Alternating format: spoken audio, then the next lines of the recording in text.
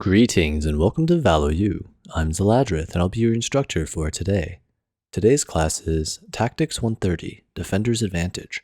To understand Defender's Advantage, it might actually be easier to understand how an aggressor feels when facing it. Attackers need to plant the spike on the defender's side of the map, but defenders spawn there and can be anywhere. They can be behind, in front, or even on top of any piece of cover, and can choose to peek at any timing. Thus, simply put, Defender's Advantage describes how the aggressor entering an area doesn't know where you are, but you know the possible entrances they can appear from. This is because if you hold map control in an area, you can surrender territory in that map control to choose where the border of your map control is, and thus where the fight will be located. Since you can choose the location and your own position, this means you can control the range of the fight too, such as by choosing a close-range choke point with a shotgun or a long-range location with an operator.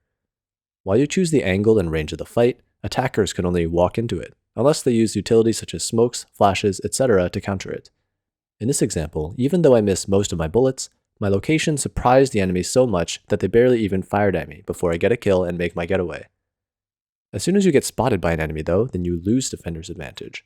Since they've now eliminated all possible places I can be to just behind this singular wall, they'll be ready for me no matter what I try, and I end up dying in vain with everyone prepared for my swing. However, it's also possible to regain Defender's Advantage. If you have enough map control to give up, you can fall back and reposition so that attackers lose your location and have to re-find you. In this clip, I immediately exchange my Defender's Advantage for information. While they see and hear me initially, I survive initial contact, so now they have to respect that I can be anywhere on site. The Fade tries to not let me slip away to regain my Defender's Advantage, but is surprised by my Phoenix, who does still have Defender's Advantage. At this point, the only information they have is that a lot of defenders are somewhere on site, but don't know which locations we'll be playing.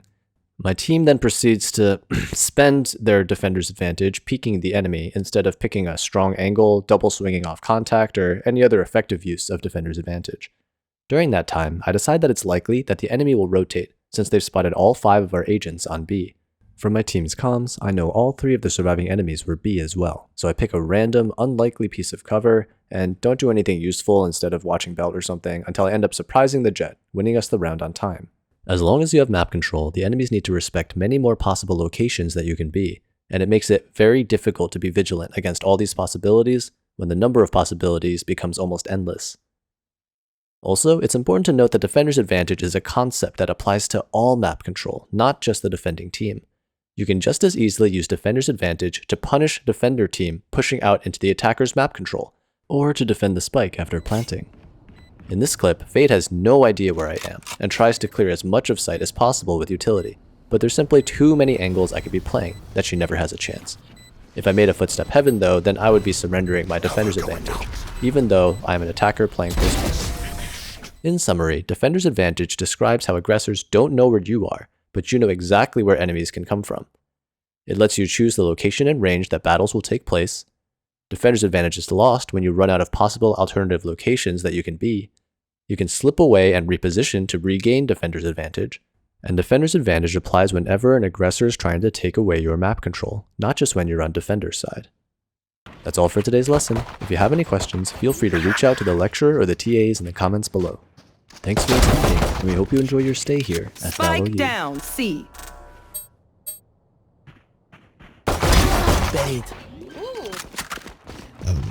Last player standing. 1 enemy remaining.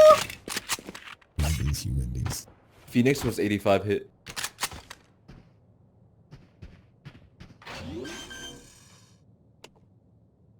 Let's Nice, go. nice. 2 copies are nothing.